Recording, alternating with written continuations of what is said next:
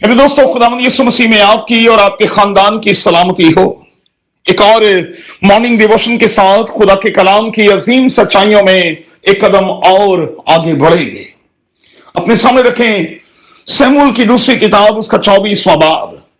आज सुबह के लिए हमारा मजमून होगा नंबर्स गेम। आज की दुनिया पर नजर की जाए तो लोग नंबर्स को बड़ी अहमियत देते हैं। सियासी और मजहबी दुनिया में देखा जाता है कि किस शख्स के साथ और किसके पीछे कितने लोग हैं, उसके कितने फॉलोअर्स हैं। अच्छा, खुदावंद यीशु मसीह के मुखालफीन ने जब जौक दर जौक लोगों को यीशु के पीछे देखा तो कहा, कुछ करो, क्योंकि देखो जहान उसका पहराव हो चला है। खुरूज की किताब के पहले बाब में फिरौन को यही फिक्र खा गई कि अगर इब्रानी लोग तादाद में ज्यादा हो गए तो फिर हालात क्या होंगे। ऑर्डर किया कि नर बच्चों को पैदाइश के साथ ही मार दिया जाए ताकि ग्रोथ रुक जाए। अच्छा, आपने कभी गौर किया कि खुदा को नंबर्स क्यों पसंद नहीं? क्यों खुदा का गुस्सा इसराइल पर भड़का? इसलिए कि दाऊद गिनती में पड़ गया। ऑर्डर दिया कि लोगों को गिनो ताकि लोगों की सही तादाद मालूम हो। अगरचे कि योआब ने दाऊद को रोका भी, लेकिन तो भी दाऊद बाज नहीं आया। 24वें बाब की तीसरी और चौथी आयत। गिनती करने में 9 महीने 20 दिन लग गए और फिर इसी चक्कर में 70,000 लोग अपनी जान से भी गए। 24वें बाब की 15वीं आयत। दाऊद को भी खुदा ने कहा कि तू सजा के लिए तैयार हो जा। और यह हवाला हमें सिखाता है कि खुदा ने उसके सामने 3 स्टिक्स रखी, 3 छड़ियां रखी और दाऊद से कहा कि तू किन से पिटना चाहेगा।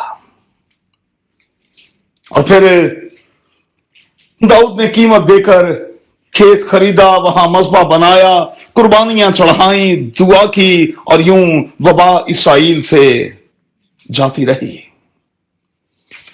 अब इस पूरे हवाले में यह दिखाने की कोशिश की गई है कि जब हम नंबर्स के चक्कर में पड़ते हैं, लोगों पर ट्रस्ट करते हैं, खुदा पर ट्रस्ट नहीं करते, तो फिर खुदा गुस्से में आता है।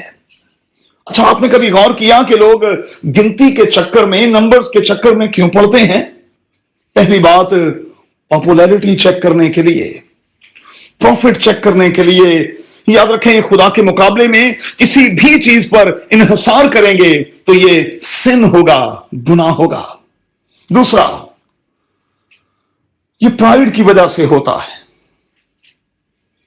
और खुदा को तकब्बर, घमंड जो है वो पसंद नहीं। गौर करें, दाऊद जानना चाहता है कि उसकी आर्मी कितनी है, कितने फाइटर्स उसके पास हैं, लेकिन वो भूल गया कि जंग तो यहोवा की है।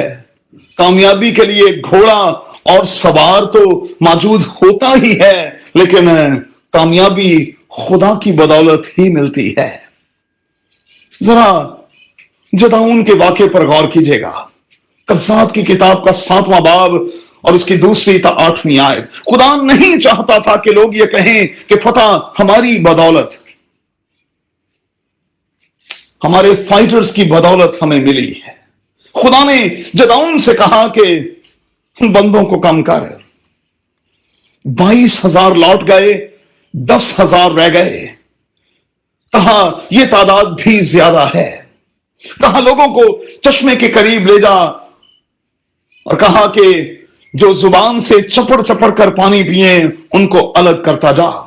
300 मर्द ऐसे निकले, बाकी लोगों ने घुटने टेक कर पानी पिया।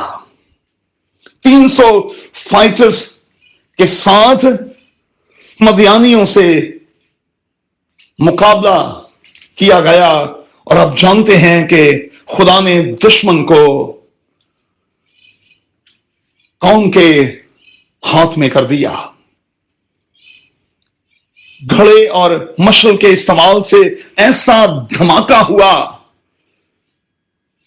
और जब लोगों ने 300 लोगों ने एक साथ नरसिंगा फूंका तो दुश्मन पर जैसे कयामत टूट पड़ी।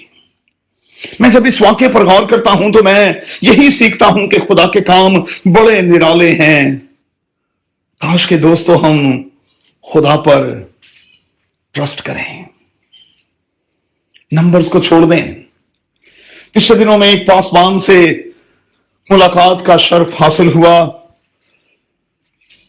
वो फख्र के साथ ही कह रहे थे कि मैं 3 सेंटर्स पर काम कर रहा हूं और फलां सेंटर में इतने 100 लोग, दूसरे पर इतने 100 लोग और तीसरे पर इतने 100 लोग मौजूद हैं। उस पासवान की गुफ्तगू सुनने के बाद मैं सोच में पड़ गया और मैंने कहा, कलाम की आवाज क्या है? नंबर्स की बात ही करें तो लिखा है, जहां भी 2 या 3 मेरे नाम से जमा हैं, मैं उनके बीच में हूं। क्या हमारे बड़े बड़े मजमों में खुदा मौजूद होता है? आज इस सवाल पर गौर कीजिएगा। खुदावंद आपको बड़ी बरकत दे। आमीन।